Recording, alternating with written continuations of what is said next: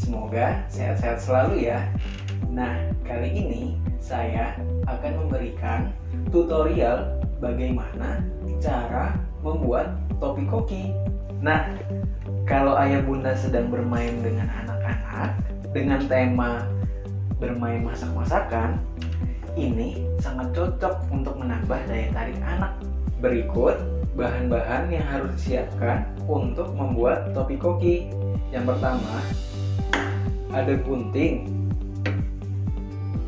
Selanjutnya ada strapless dan kertas HVS yang masih bisa dipakai atau yang sudah dipakai untuk ngeprint. Nah, di sini saya sediakan dua kertas.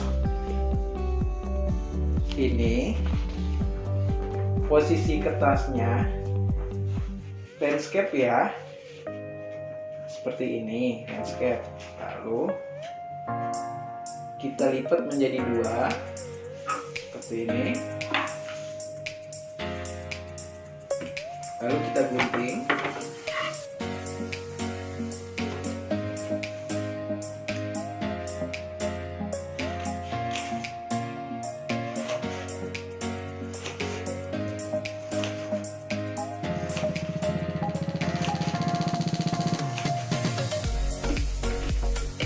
Lalu selanjutnya kertas berikutnya ya.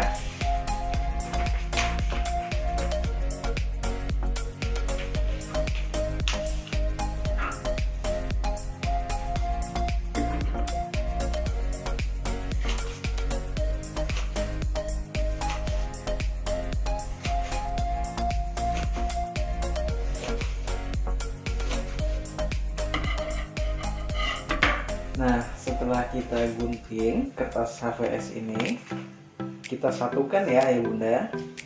Seperti ini kita satukan menggunakan strapless.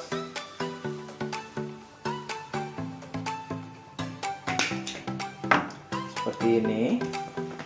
Lalu kita ukur dengan lingkar kepala si anak.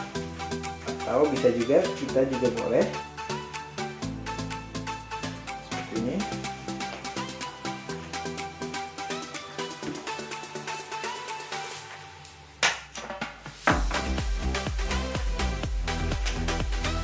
Jadi deh topi kokinya.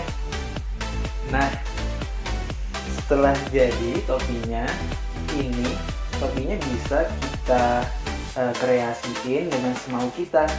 Misalkan dengan diwarnai atau dikasih hiasan-hiasan seperti renda-renda dan lain-lain. Oke lagi. Oke, terima kasih.